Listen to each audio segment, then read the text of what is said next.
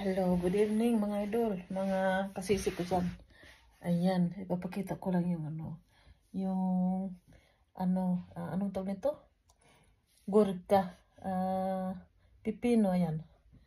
Nalaki na nila yung tinanim ko na 1 week ago. Ayan, nalaki na no.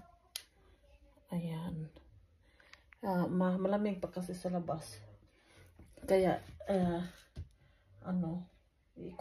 ikotin ko sa kasi dito ko nga tinanim sa nilagay sa bintana dahil nga malamig pang sa labas.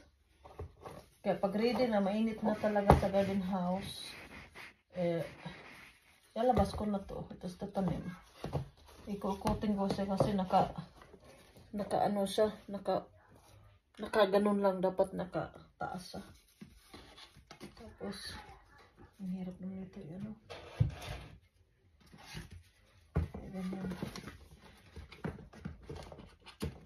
Kasi mahal yung yung tanim pag bumibili ng kamatis, tawag nito, pipino. Nagtatanim na ako ng maraming pipino dahil maganda daw sa katawan yung pipino. Ganyan. Kaya ang ganda naman ng tubo niya. Ayan. No?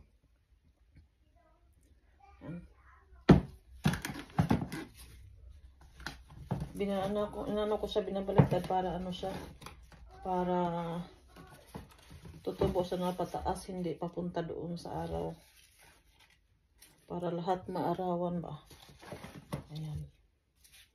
Tapos ito, meron akong ito dito.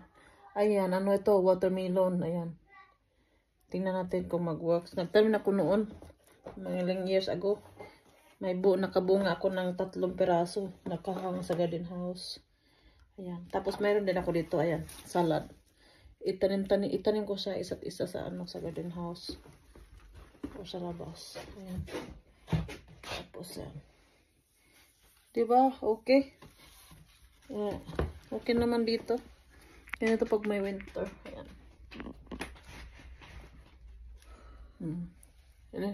Diba? Ganda no? Malaki ang tubo. Green na green.